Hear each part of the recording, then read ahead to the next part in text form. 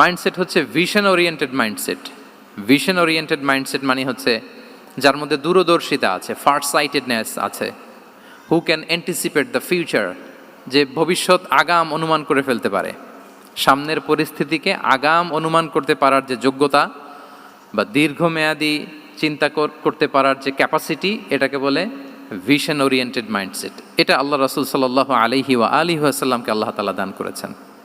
উনি ভবিষ্যৎকে আগাম বুঝতে পারতেন, আগাম অনুমান করতে পারতেন, এবং সে অনুযায়ী তিনি স্ট্র্যাটেজি, প্ল্যান, পরিকল্পনা এটা তিনি সাজাতে পারতেন। এটাকে বলে ভিশন ওরিয়েন্টেড মাইন্ডসেট। এবার আসুন আমরা সিরাতের কিছু ইনসিডেন্টকে সামনে নিয়ে আসি যে তিনি কীরকম ভিশন ওরিয়েন্টেড মাইন্ডসেটের অধিকারী ছিলেন। আমরা সবাই হুদাইবিয়ার ঘটনা জানি না? কত হিজরিতে ঘটেছিল বলুন তো সবাই? 6ষ্ঠ হিজরিতে। লাকাদ সাদাকাল্লাহু রাসূলাহুর রুইয়া বিল হক লাতাদখুলুন্নাল মাসজিদাল হারামা ইনশাআল্লাহু আমিনিন। রাসূল সাল্লাল্লাহু আলাইহি ওয়াসাল্লাম 6ষ্ঠ হিজরিতে মদিনায় স্বপ্নে দেখলেন যে তিনি উমরা করতে যাচ্ছেন। তো নবীদের স্বপ্ন এটা কেবল স্বপ্ন নয়, এটা আল্লাহর পক্ষ থেকে ওয়াহি, রেভেলেশন। তো সেই হিসেবে তিনি 1400 সাহাবা নিয়ে উমরা করতে চলে গেলেন মক্কায়, কিন্তু মক্কাবাসী ঢুকতে দিল না, থামিয়ে দেয়া হলো। তো তখন একটা চুক্তি হয়েছিল, ওই চুক্তিতে বলা হলো, রাসূল সাল্লাল্লাহু আলাইহি ওয়াসাল্লাম লিখতে বললেন যে লিখো মিন মুহাম্মদ রাসূলুল্লাহ, আল্লাহর রাসূল মুহাম্মদের পক্ষ থেকে কুরাইশদের সাথে এই চুক্তি। কুরাইশরা আপত্তি করলো যে না, শুধু মুহাম্মদ লেখা যাবে, রাসূলুল্লাহ লেখা যাবে না, কারণ তুমি যে রাসূলুল্লাহ, আল্লাহর রাসূল, এটা যদি আমরা মেনে নেই তাহলে তোমার সাথে আর আমাদের দ্বন্দ্ব কিসের, আমরা তো ভাই ভাই হয়ে গেলাম, রাসূলুল্লাহ কাটো। সাহাবারা কেউ রাজি হয় না, বিশেষ করে ওমরে ফারুক রাদিয়াল্লাহু তাআলা, উনি রাজি হয় না, না না এটা কাটা যাবে না। রাসূল সাল্লাল্লাহু আলাইহি ওয়াসাল্লাম অনেক বলে কয়ে বুঝালেন যে না, দীর্ঘমেয়াদী চিন্তা করতে গেলে আমাদের এখন একটা শান্তি চুক্তির দরকার আছে, যাতে করে আমরা আমাদের গ্লোবাল নেভিগেশন সিস্টেম, দাওয়া সিস্টেমকে আরও স্ট্রং করতে পারি। অনেক বলে কয়ে রাসূলুল্লাহ কাটা হলো। এরপর তারা বলে চুক্তিতে লিখো যে এই বছর উমরা করতে দেয়া হবে না, এই বছর ফিরে যাবেন আপনারা সবাই। এটাও সাহাবারা রাজি হয় না, আল্লাহ রাসূল সাল্লাল্লাহু আলাইহি ওয়াসাল্লাম রাজি হলেন। আবার আরেকটা ক্লোজে লেখা হলো যে আগামী বছর আসলেও 3 দিনের বেশি থাকা যাবে না, সেটাও রাজি হয়ে গেল রাসূল সাল্লাল্লাহু আলাইহি ওয়াসাল্লাম, সাহাবারা রাজি হচ্ছেন না। এরপর মক্কা থেকে কোনো লোক মদিনায় গেলে মদিনাবাসী তাকে রাখতে পারবে না, ফেরত দিতে হবে। কিন্তু মদিনা থেকে কোনো লোক মক্কায় আসলে মক্কাবাসী তাকে ফেরত দিতে বাধ্য থাকবে না। দেখেন, একটার পর একটা মুসলমানদের বিরুদ্ধে সব ক্লোজ যাচ্ছে, কোনো সাহাবীরাই রাজি হচ্ছেন না। কিন্তু আল্লাহ রাসূল সাল্লাল্লাহু আলাইহি ওয়া আলিহি ওয়াসাল্লাম তিনি বললেন যে না, লিখো লিখো। উমরে ফারুক রাদিয়াল্লাহু তাআলা আনহু এতটাই রাগান্বিত হলেন, তিনি প্রশ্ন করলেন, ইয়া রাসূলুল্লাহ, আলাইসা আনতা নাবিয়্যুন হক, আপনি এই যে কম্প্রোমাইজের পর কম্প্রোমাইজ করে যাচ্ছেন, আপনি কি সত্য নবী নন, সত্য রাসূল নন?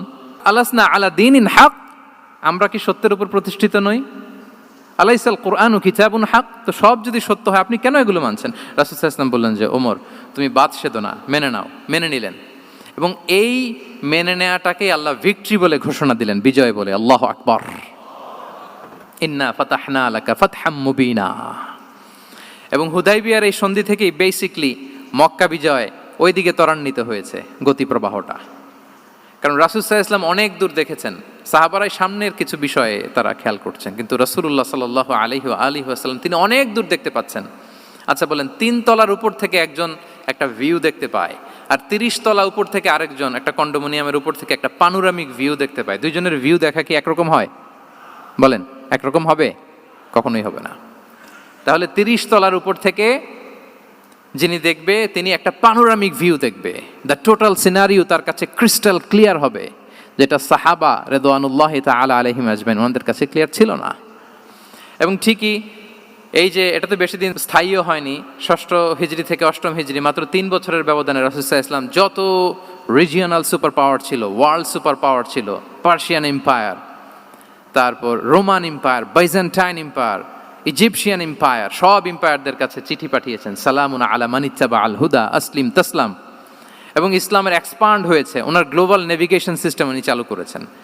এর কারণ কি?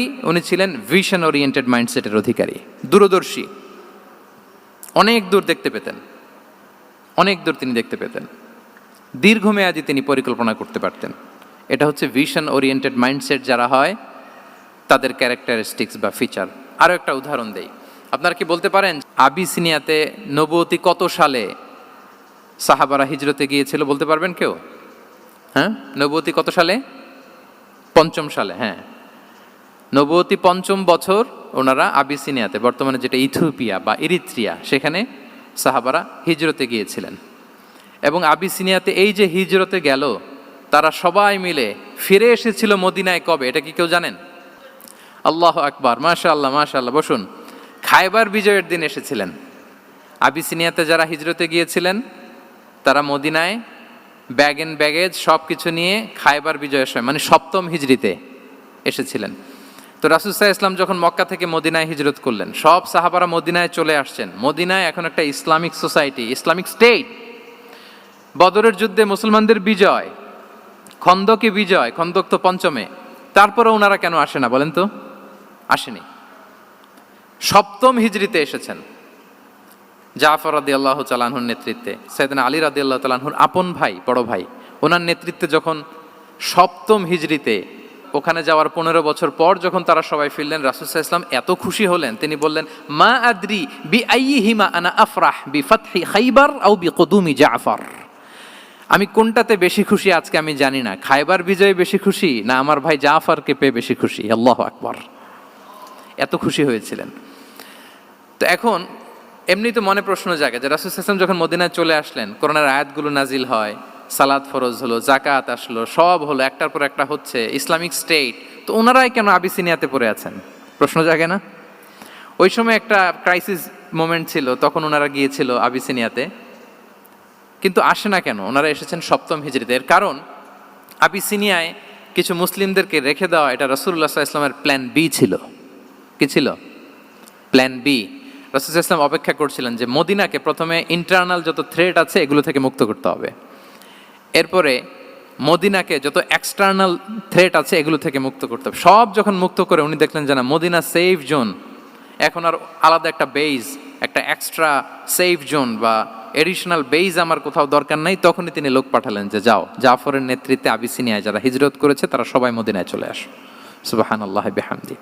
তাহলে একটা প্ল্যানে কাজ করতেন না। আমরা তো এরকম করি, একটাই প্ল্যান। প্ল্যান কটা?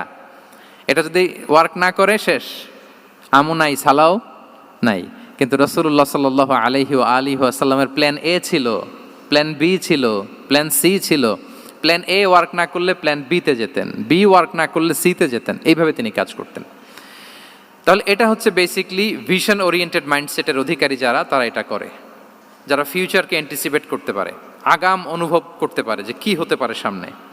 এই যে বাংলাদেশের বিভিন্ন প্ল্যান পরিকল্পনায় আমরা দেখা যায় যে এখান দিয়ে একটা ব্রিজ করে পরে ভাঙতে হয়, রাস্তা একটা তৈরির পরে ভাঙতে হয়, কোথায় এক টানেল হয়ে আছে প্রতি মাসে মাসে এখন লস হয়, তারপর 1 ঘন্টা বৃষ্টি হলে পুরো ঢাকা শহর এটা বন্যা হয়ে যায়। এগুলো হচ্ছে একাধিক প্ল্যান না থাকা, ভিশনারি অ্যাটিটিউডের অধিকারী না হওয়ার কারণে এই ঝামেলাগুলো আমাদের হচ্ছে। তো প্রফেটিক সিরার এই প্রফেটিক মাইন্ডসেট থেকে আমাদের নেয়ার বিষয় হচ্ছে এটা, যে আমাদেরকে ভিশনারি অ্যাটিটিউডের হতে হবে। রাসূল সাল্লাল্লাহু আলাইহি ওয়াসাল্লাম ভিশন ওরিয়েন্টেড মেন্টালিটির ছিলেন। আগাম, আজ থেকে 50 বছর পরে বাংলাদেশে কি ক্রাইসিস হতে পারে, আজ থেকে ঠিক 100 বছর পরে বাংলাদেশে কি হতে পারে, ওই রোডম্যাপকে সামনে রেখে আমাদেরকে প্ল্যান করতে হবে। এটাকে বলে ভিশন ওরিয়েন্টেড মাইন্ডসেটের অধিকারী হওয়া।